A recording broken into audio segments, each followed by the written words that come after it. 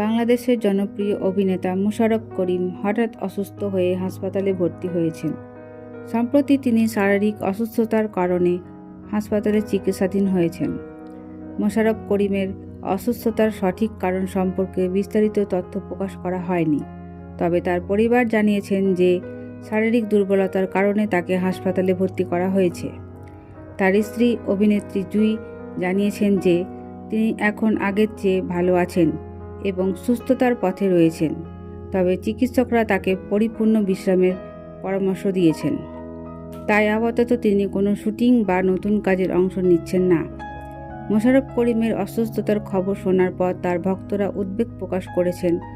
সামাজিক যোগাযোগের মাধ্যমে অনেকেই তার দ্রুত সুস্থতা কামনা করেছেন। পরিবারের পক্ষ থেকে জানানো হয়েছে শারীরিক অবস্থা আরও ভালো হলে তিনি আবার কাজে ফিরবেন। সবাইকে তার জন্য দোয়া করার অনুরোধ জানিয়েছেন তার স্ত্রী। আমরা প্রার্থনা করি তিনি দ্রুত সুস্থ হয়ে আবার অভিনয়ে ফিরবেন। তো বন্ধুরা, এই ছিল আজকের আপডেট।